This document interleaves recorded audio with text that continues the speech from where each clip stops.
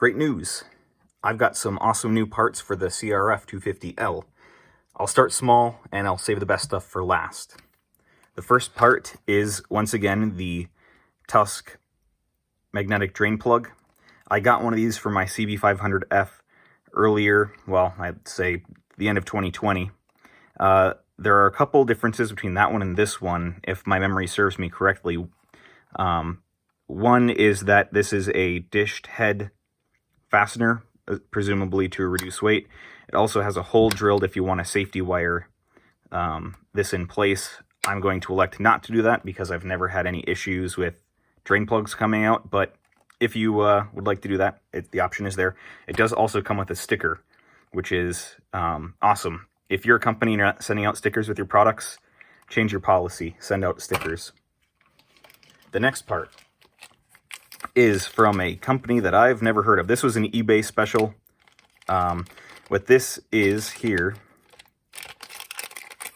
is a shift linkage support. I'll throw up a picture here of the shift linkage for this bike. What it does is it will give more support to that shaft, because while I know my CRF is brand new and the gearbox and everything needs to break in, the shifting was, let's say, unrefined, and I'm sure it will break in, but I've heard from some people on other Honda bikes that their shifting doesn't work super smoothly all the time, even after, well after break-in. And I was inspired to look into this sort of a product from the YouTube channel Scoot Toots. He's a Canadian guy, British Columbia, Canada, by that one lake kind of in the middle of the south part of BC. I apologize, I don't remember the name. Go check out his channel. I will link to his channel down in the description. Or maybe I'll link his video where he talks about one of these. He got the more expensive, like, name brand version. As I said, this is the eBay special. So, I'm not sure if this even fits the CRF250L or even my CB500F. But from what I can tell, all of the gear shift inputs are the same on the recent era of Honda bikes. So if it doesn't fit, oh well. If it does, well, then I will see how well it works. Next on the list is a new spark arrestor. For those unfamiliar with this bike, this is the factory spark arrestor. And I will have detailed videos on all these parts in the future. This is just an overview of all of them. So you don't really have to know why this is important yet. Just know that I will be, I guess, sort of upgrading. I don't know if exactly if you'd consider it a full upgrade. It's a Yoshimura TEC-SB-B. So I would say if you're considering one of these things based off my videos, for whatever reason, if you would do that, wait till I actually do the full video on this, because I will also have to make a custom flange to make this one match that one. So if by chance you're curious about what that is, it is line item 2 here, 304 stainless, 6x6, 90 thou thick. It's surprisingly heavy. Moving on, this is a Touratech waterproof dry bag. Interesting thing about this, when I bought it, this was off of Rocky Mountain ATV, and I thought it was a 32-liter bag. I think that's what they had it listed at. But when you look at the back on the packaging, you'll see something interesting. One, made in Germany. That's interesting. Also, a lot of German writing. It's a Grosse 35-liter Schwarz, which is large 35-liter black.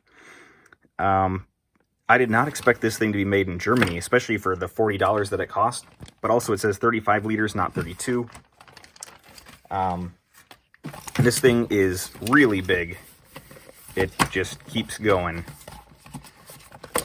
So I'm going to compare it to my Moscow Moto dry bag it's not going to fit in shot, but I'd say, so it's the same length. If I fold them up here, they're both roughly the same length. However, the 35-liter dry bag is about twice the width, give or take. It also says here, made in Germany. Which, before I knew this, because I just took it out of the bag without looking at that stuff, and I never even saw that, I was like, well, here's something that's, another one of those import items, feels kind of meh. It really doesn't feel super high quality. These Moscow Moto dry bags feel like they're ultra high quality, even though this can carry, easily twice the capacity of this. This one is heavier than that one. It's a lot thicker, a lot stiffer, and this one is made in China. So the lesson here, and of course I've never used it, I haven't actually used this yet, so I don't know how it's going to hold up over time, and I haven't even used these to their potential. But the key thing is, how good is your QC, not what country is it made in. You can make something in any country, and if the QC is bad, it's going to be a bad product. But if you have good QC, you're going to have a good product. And the last item, the kind of the flagship item of this batch, is some Acerbis Handguards. These are the X Factor, not the X Factory, the X Factor Handguards. And these are, if I can find the tag, here we are. Made in Italy. So a lot of European parts this time around.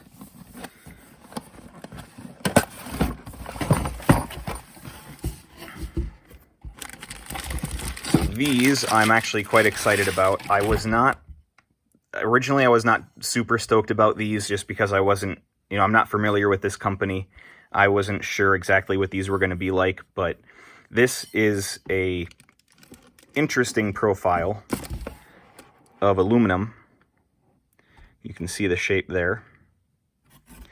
And these are not drop bars, so that just goes straight. And that's going to be probably a little bit of an issue. But again, we'll work our way around that. I imagine they drill and machine all the holes, and then they bend it. That would be my guess.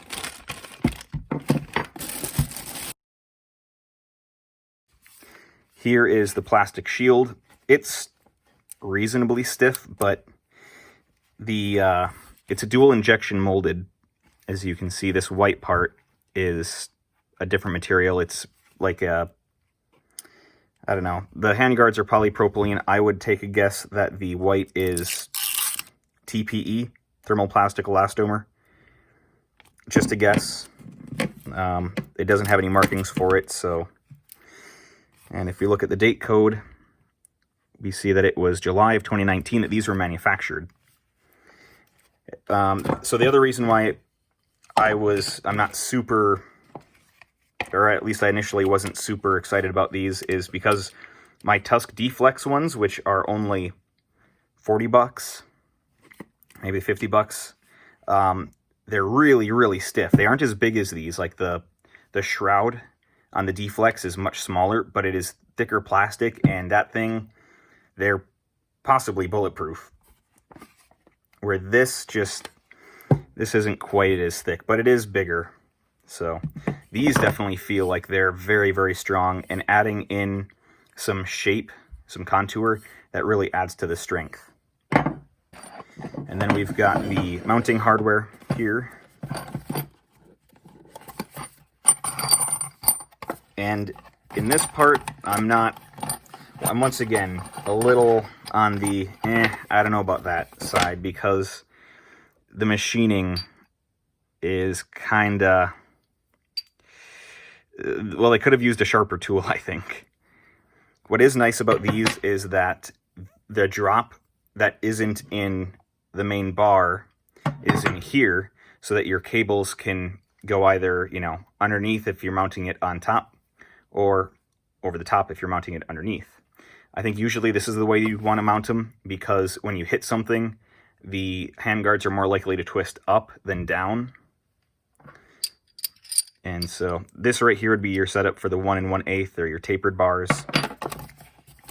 And further down inside the box, you find all of the mounting hardware. It all looks to be zinc plated. None of it is stainless that I can see, which is a bit of a shame. You can take a look at one of the heads there if you can get any information off that. 8.8, so I'm going to guess not stainless. You can't win them all. From things I've seen, because the X-Factory handguards appear to be much more popular than these X-Factor handguards. But these are alleged to be their strongest and most durable handguards, so we will see how it goes. So here's everything all in one shot. As you can see, there's a fair few things here. I'll be doing an individual video on all these items. The only exception probably being the dry bag. You don't really need to see a video on that unless this is particularly good or particularly bad. If I say nothing, it's probably a good thing in terms of the bag. I'll be doing a full installation video on the handguards. I'll do a video on this. I'll be including this in a video on the break-in oil change, probably in the spring. And this will get its own video soon as well. I don't know which one I want to do first, so probably the easy one, because, well, it's easy. I hope you enjoyed taking a look at these new parts for my CRF. The videos will be coming out soon, and I hope to see you then. So, see ya.